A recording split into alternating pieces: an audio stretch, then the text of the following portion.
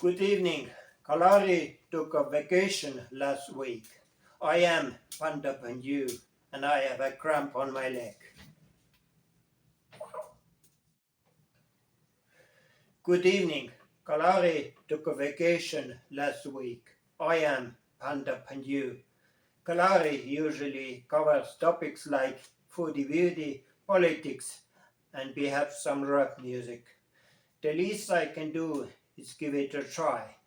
I wanted to start by thanking Goose Chuck and the White Cookie for sharing out my video archive for Goodbye Foodie Beauties. I also wanted to thank Iri Pepperoni, who last year shared out my archive for the stream Who Wants the Citizenship. So, thanks man. Thanks, man. Thanks, man. Thanks, man. Okay. I also wanted to give you an option to check out one of the latest videos by Lindsay. It's me. I will link that video down below. Lindsay's video is a perfect example of foodie beauty catering to feeders. Lindsay's video starts out black and white like some art project from some hipsters. The black and white parts are actually overlaid by audio from two black screen videos from Foodie Beauty and also a black screen stream that she did where she expressed that her health is getting out of hand.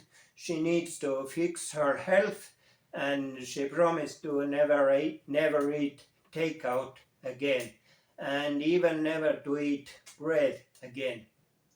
The parts in color are from her mukbang that she uploaded a few days later where she was eating a big burger, some nuggets, a bucket of pickles and fries, and then of course she had a Diet Coke because we all know that Diet Coke cancels out the massive amounts of calories from fast food.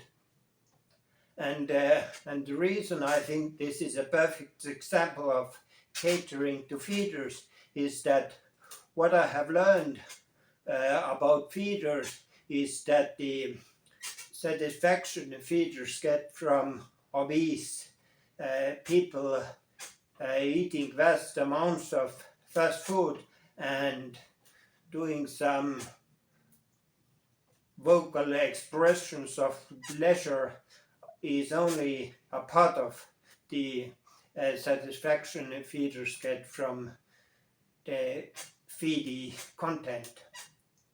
The other part is the occasional and repeated cycles where the feedy complains about problems with mobility, problems with health, and their attempts at weight loss, and of course the inevitable failure of those attempts. I also wanted to address a user called Woof Woof, and first of all I feel I'm talking to a real dog, and second of all Miss Woof was actually gone for several weeks, and I think I probably wasn't the only one who was worried about her well-being and what happened to her and such. She's back and she has made multiple posts. More specific, the first post was more specifically addressing why she was gone, and the reason she was gone is that she made the mistake of mentioning Foodie Beauty to some of her real life people. Now, this was indeed a mistake, and the reason it is a mistake is that if you tell an outsider of Foodie Beauty, then there is a high chance of the outsider getting sympathy, sympathy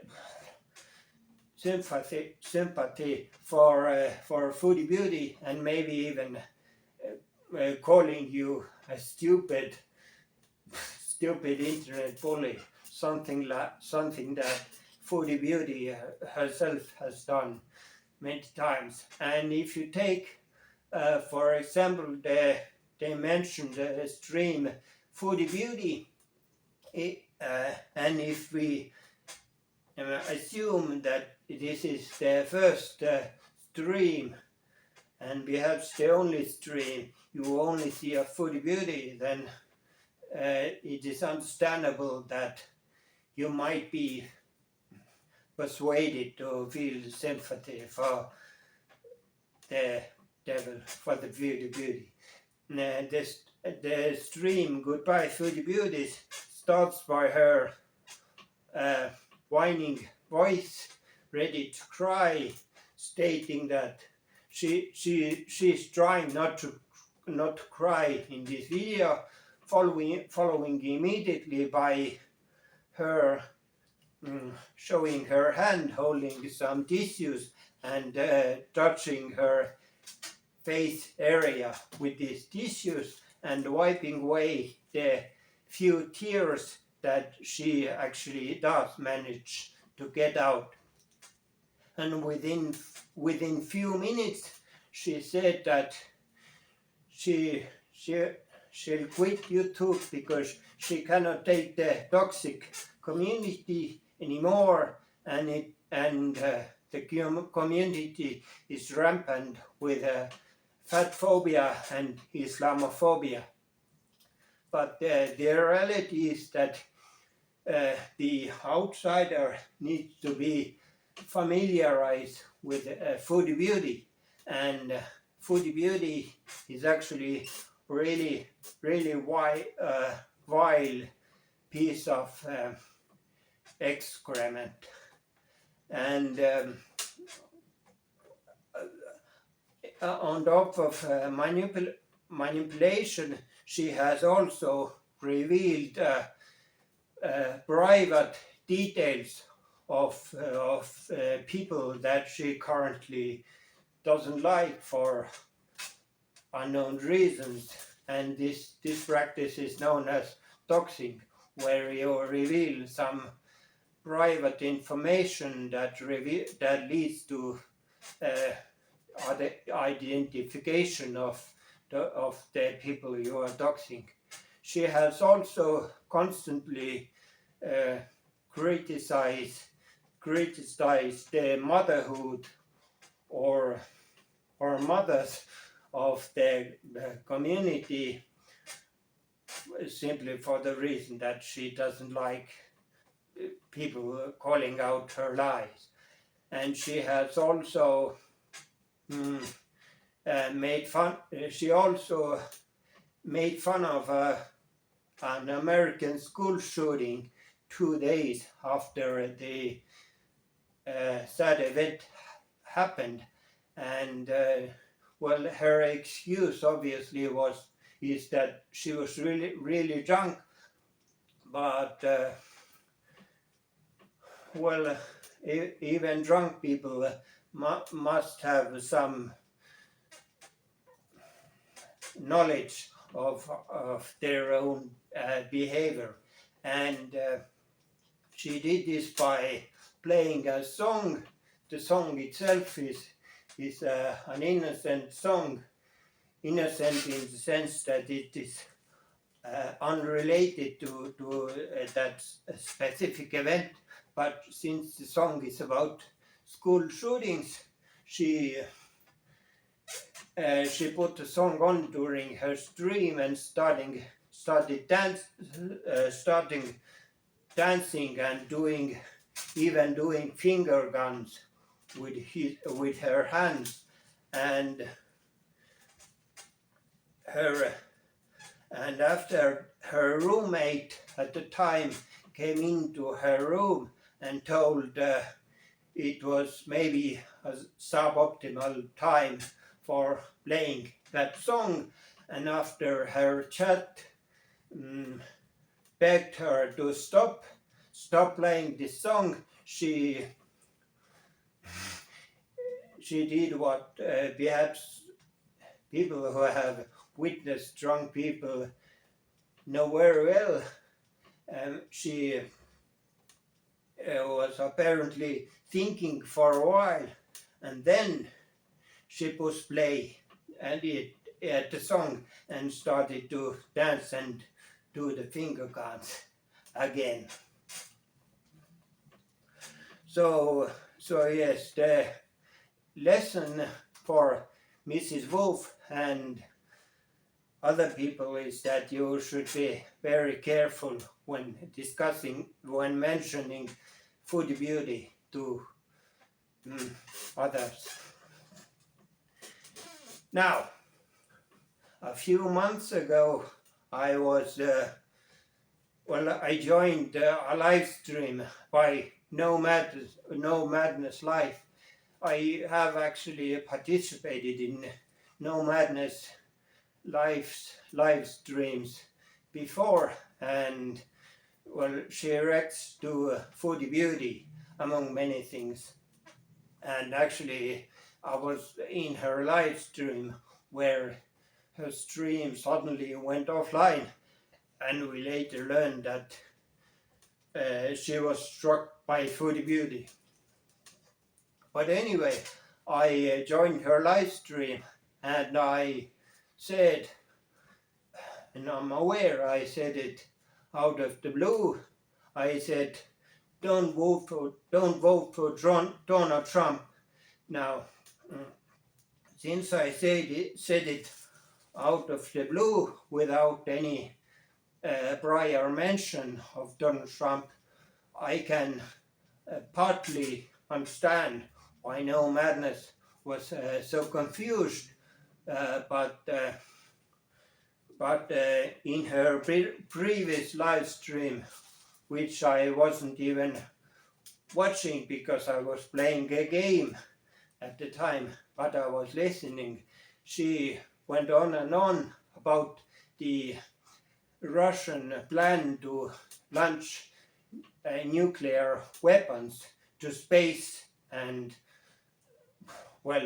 then she went on with doomsday preparation talk, and it was basically laced over her entire stream. So I mentioned that detail, to which No Madness replied that I should have talked about politics in that stream, and if I wanted to talk politics, I should make my own channel and talk about that on my own channel, which is actually what I'm doing. And she also said that it's not 2016 anymore. Stop making him famous. And this might sound rude, but I actually wonder, how does No Madness function as a human?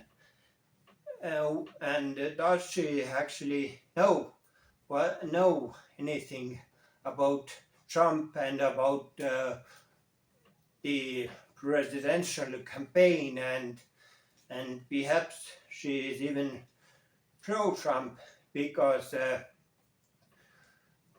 if in 2016 the consensus was, and I'm sorry to some people who have not liked Trump from the start, the consensus was that Trump is a person from outside the politics and maybe we should give him a chance. which is, I mean, obviously it probably was bullshit to people who who didn't like Trump, because the the first hilarious happenstance with Trump is that he said before running for president, he said that he's so rich that that he doesn't need money from anyone. He would finance his whole campaign by himself, and then he proceeded to never spend a single dime of his own money, instead doing the usual, which is fundraising. But the difference between 2016 and now is that largely due to Russia invading Ukraine, people have started to open up their eyes about Trump, and realizing that perhaps, allegedly, Trump is somewhat favoring Putin, and perhaps he even agrees with the T-shirts that some people wear that say better Russian than a Democrat. I don't understand why those T-shirts were even a thing, but anyway, people like I don't want to call out no madness, but people who are unaware of Trump's real goals and ambitions, they might say that first of all, Trump promises, for example, expose the truth about the 9/11 attacks, because in the last 20 years, more than 20 years, people have begun to suspect that the 9/11 was an inside job. Now, I don't wish to discuss this topic, but I should say that, correct me if I'm wrong, but wasn't this promise of exposing the truth in 9/11 about 9/11 also expressed in during Donald Trump's first presidency? And if it was, then I would question why did nothing come from it. And also the people who aren't aware or are Trump supporters might say that Trump actually has not Trump actually is not the instigator of things like Project 2025, and there is no indication that Trump will even agree with anything that is proposed by Project 2025. Perhaps if you put Project 2025 to Google or even to YouTube, you will get plenty of sources and videos, perhaps from some far more attractive young women, that explain what the Project 2025 is. But basically, the Project of 2025, as far as I know, it directly or almost directly references Trump, and the goal of Project 2025 is that if the Republican candidate will win, then they will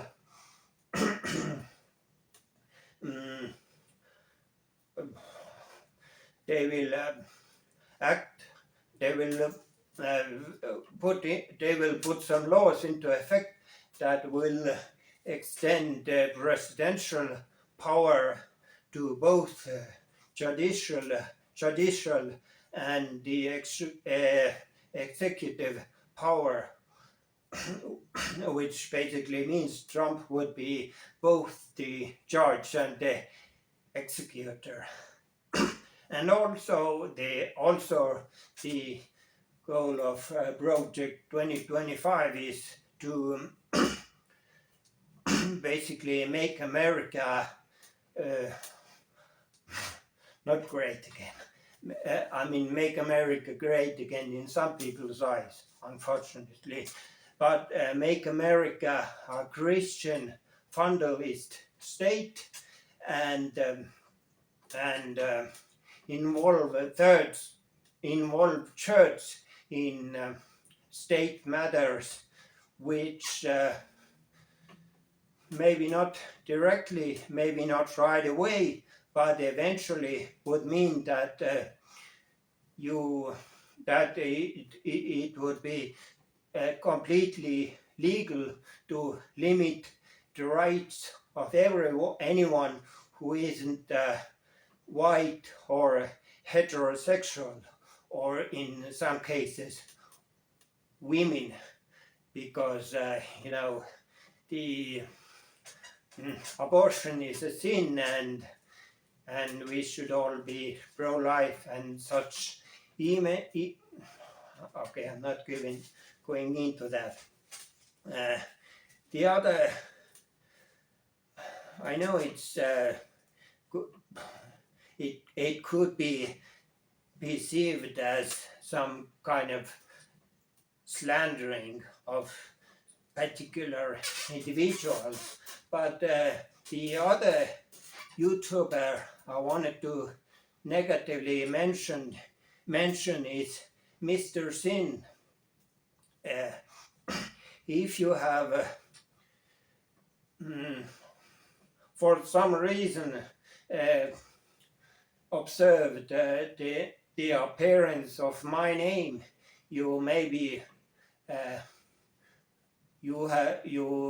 maybe noted that I was a frequent visitor of Mr. Sin's streams, but I have not visited his streams in a year or more than a year, perhaps. And the reason is that, the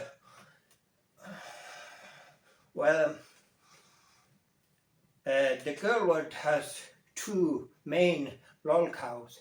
One of them is Foodie, and the other one is Amberlynn Reed.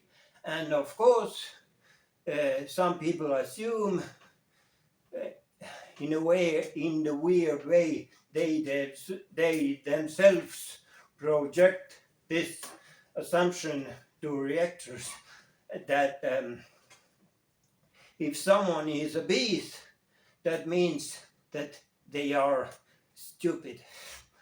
And basically what happened in the particular stream of Mr. Sin is that this was one of the times where Amberlynn was doing a Q&A, and people are already familiar with the fact that when those people of interest do Q&As, they actually never pick any question that let's say they don't like. So some people have actually started to make fun of that fact, and that making fun of is called trolling. But in a particular case, one of the users asked Amberlynn hey, what do you think of NATO? Or I don't remember the exact wording, but basically what does Amberlin thinks of NATO? Then Mr. Sin, or maybe I should call him Mr. American Everyman, then Mr. American Everyman laughed and laughed because I mean it's so hilarious because Amberlin is so very stupid and she doesn't know anything about NATO. But then Mr. American Everyman said that NATO is actually, again I don't remember the exact wording, but basically Mr. American Everyman said that NATO is a useless organization. NATO should be disbanded and America should leave NATO, and NATO actually started the current war in Ukraine, to which I asked in the chat that whether Mr. Sin was pro-Russia, and his response was, "Fuck no!" But regardless of how much negative intercourse he puts on not being pro-Russian, he is actually useful for Russia in his opinion about NATO, and also in his opinion that he also managed to express that the other part of the cause for Russian intervention was that Ukraine didn't allow Russia to access a Russian port, which would I actually don't even know how does it make sense? How would Ukraine not allow Russia to access Russian owned port? But I understand the logic. I don't understand the logic, but I understand the attempt of what does this claim attempt to claim, and that is that Crimea belongs to Russia, and I don't, and you know the well, I shouldn't say that because maybe someone would clip that and make me seem like some kind of, I don't even know what. But actually, the claim that Crimea is Russia aside, the other claim of Mr. American Everyman was that NATO is the culprit who started the war, because and this was more or less exactly Mr. American Everyman's argument, that NATO was never supposed to expand beyond the borders of Eastern Bloc, which is absurd, because basically what he argues is that NATO was supposed to respect the political borders of 1989, or around that time, because Soviet Union fell in 91, but 89 was when Berlin Wall was opened up and demolished. And actually I have some clips stored on my computer somewhere, but I'm just gonna say them, report them in my own words. The myth or the propagandistic claim that NATO was never supposed to expand east, that claim originates from Putin himself, and actually in the early 2000s, before Estonia, Latvia, Lithuania, and some other countries joined NATO in 2004. Before that, so maybe, let's say early 2000s, there were actually talks about Russia joining NATO. And what happened is that Putin is admired by propaganda channels on Twitter and so, but for being a go-getter, and being the go-getter, Putin tried to bypass the legal requirements to joining NATO, and basically he asked one of the NATO representatives that, hey, when are you going to send an invite for Russia to join NATO? And the NATO guy replied that they don't send out invites. Countries must themselves request to join NATO, to which Putin replied something like, oh, we are not going to stand in queue with countries that don't matter. And so, as you can deduce from the Putin's remark, he was basically one of the options for his mental state was to act like a offended toddler, and that made him make up the claim that NATO is the enemy of Russia, and NATO has promised to them not to expand east, to which there is no evidence or no recollection or no written evidence by any NATO official, which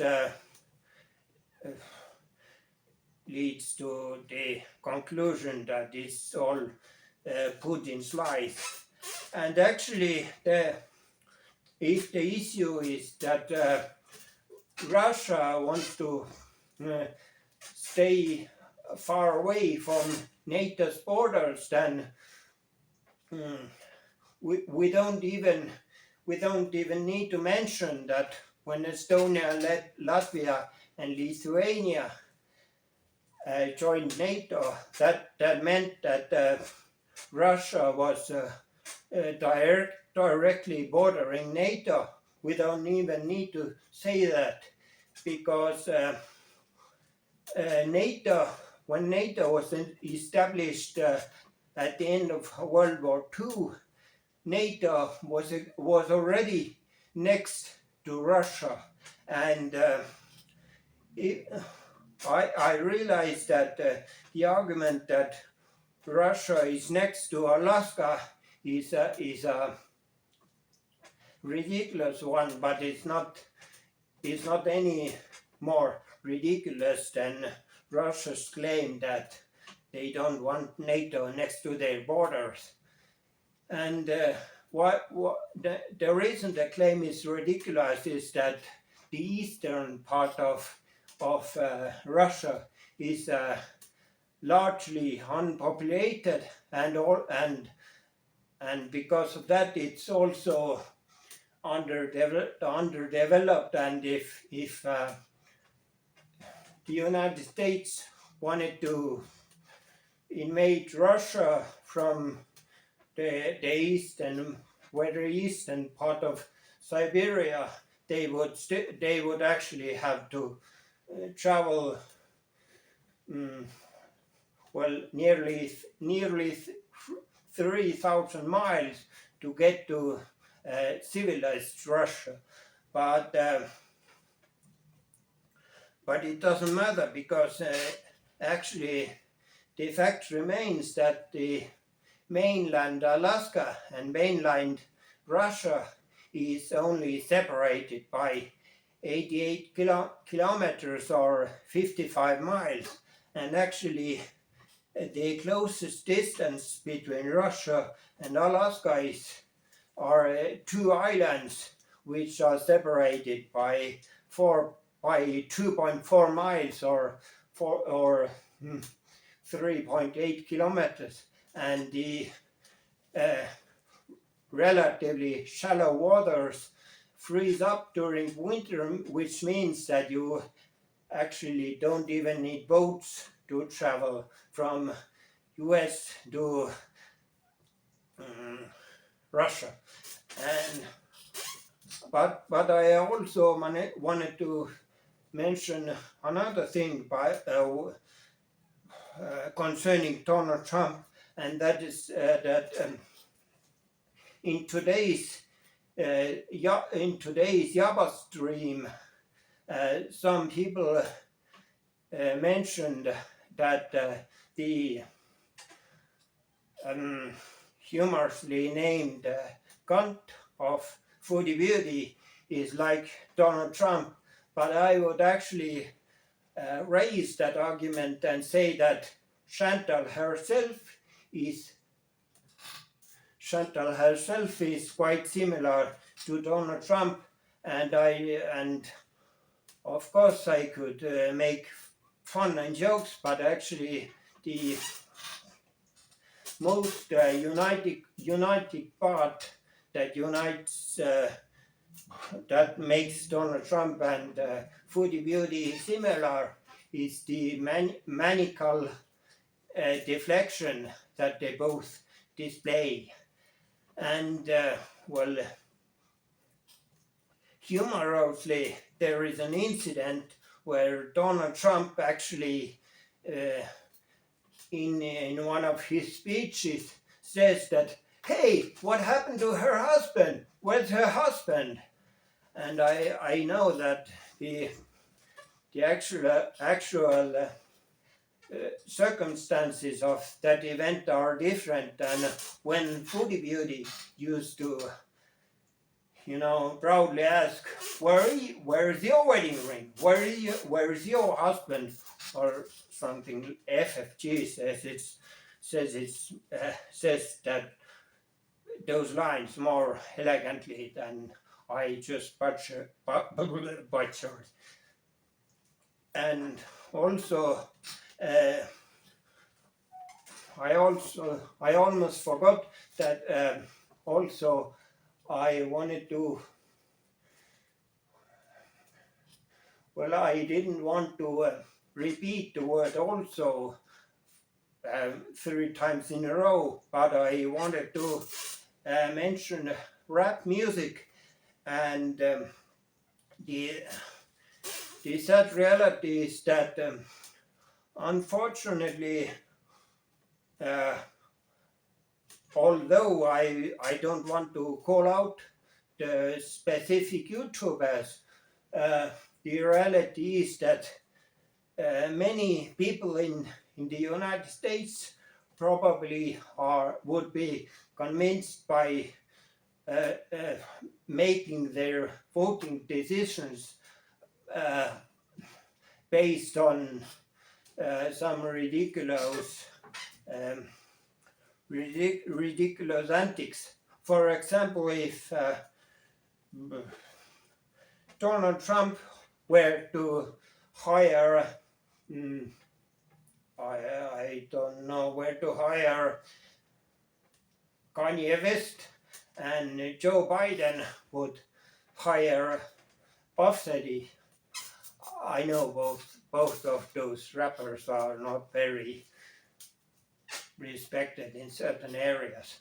But if they were to hire those rappers and assign them, ask them to make a song about them, then there would be at least some portion of voters who would vote based on whether they like Kanye West or the song by Kanye West or the song by Puff Daddy better. And also, I am going to apologize in advance, but maybe Mr. American Everyman also